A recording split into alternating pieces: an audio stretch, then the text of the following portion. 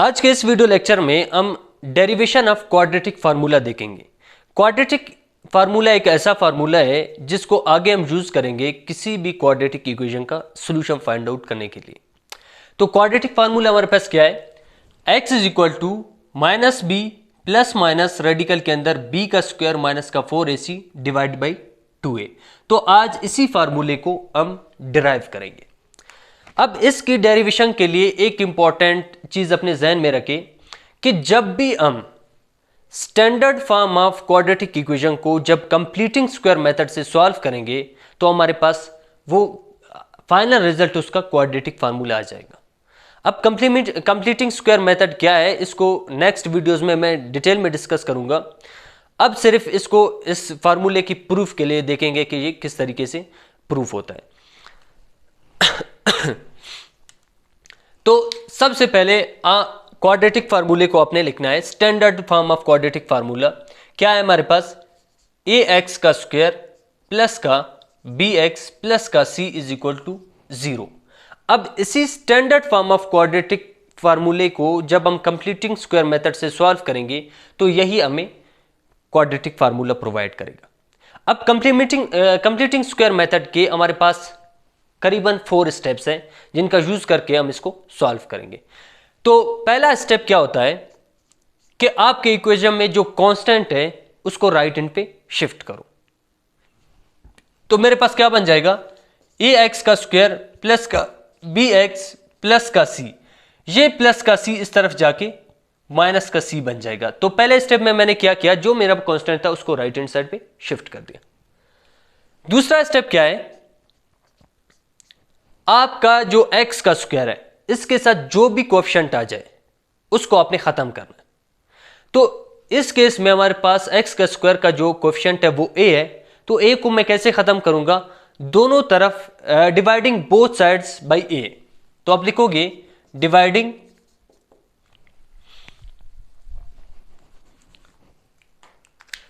Dividing both sides by a।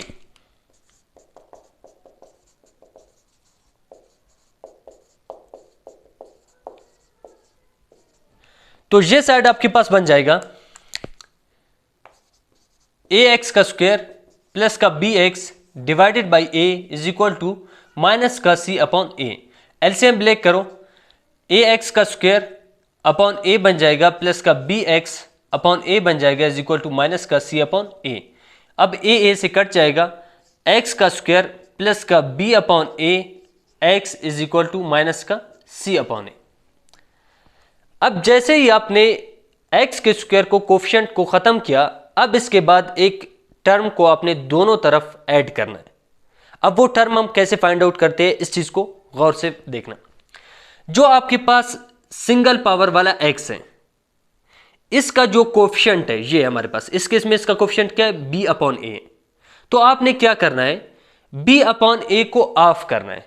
Of करने का मतलब क्या है, इसको 2 से डिवाइड करना है। तो सबसे पहला काम यही हम करेंगे। देखो आपके पास x का कोएफिशिएंट क्या है, b अपॉन ए। इसको ऑफ करने का मतलब क्या है, मैं इसको 1 अपॉन 2 से मल्टीप्लाई करूंगा तो ये ऑफ हो गया। अब ये किसके बराबर होगा, b अपॉन 2a। अब जैसे ही इसकी कोएफिशिएंट को आपने ऑफ किया तो फिर इसके नेक्स्ट स्टेप में आपने क्या करना है, इसी टर्म का आप स्क्वायर लो, ये हो गया स्क्वायर।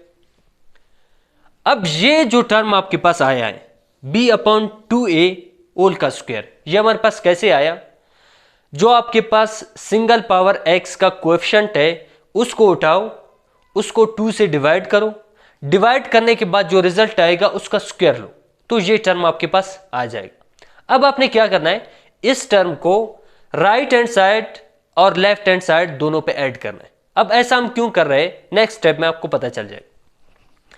तो b अपॉन 2a होल का स्क्वायर आपने दोनों तरफ ऐड करना है, x का स्क्वायर प्लस का b upon A X plus का ये टर्म आपने ऐड करना है b अपॉन 2a होल का square is equal to minus का c अपॉन a प्लस का b अपॉन 2a होल का स्क्वायर। तो इस स्टेप के लिए आप क्या लिखोगे, adding b upon 2a whole का स्क्वायर ऑन बोथ साइड्स।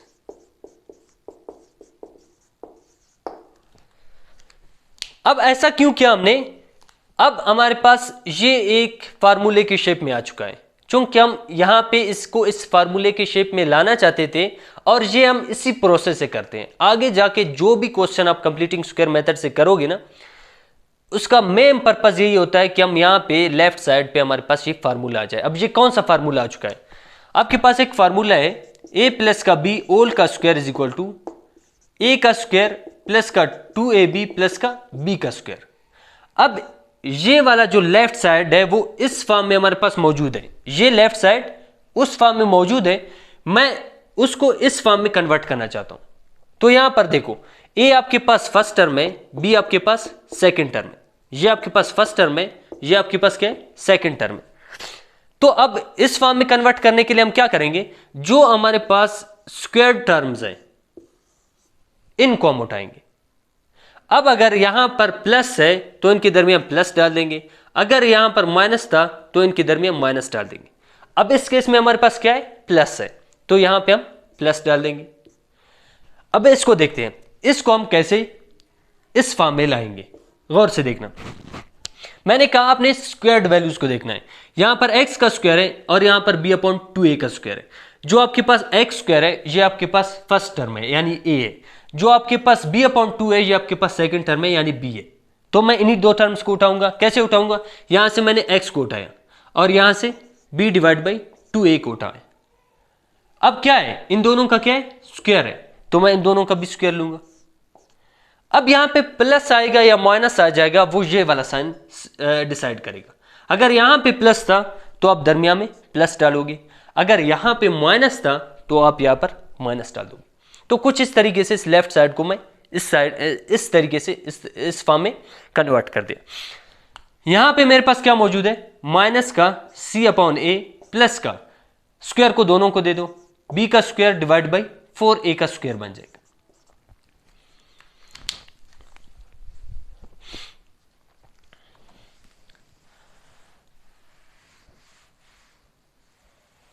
अब जैसे ही आपने यहां तक आए, अब आपने क्या करना है? Taking radical on both sides. आपके पास 4 स्टेप क्या है? Taking radical on both sides.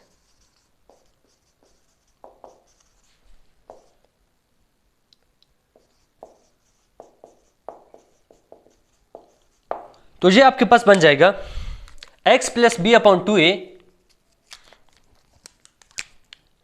x plus B upon 2a whole का स्क्वायर, इस तरफ का भी रेडिकल आ जाएगा, और इस तरफ के रेडिकल के लिए आपको प्लस माइनस लगाना पड़ेगा क्योंकि यहां पे एक स्क्वायर टर्म है, और स्क्वायर टर्म का रिजल्ट प्लस में आएगा या माइनस में आएगा ये हम डिसाइड नहीं कर सकते। तो दोनों वैल्यूज को आपको उठाना पड़ेगा। फॉर एग्जांपल आपके पास x का स्क्वायर है। अब x के स्क्वायर पे मैं अगर 2 पुट करूं तो इसका जवाब क्या आ जाएगा? 4 आ जाएगा।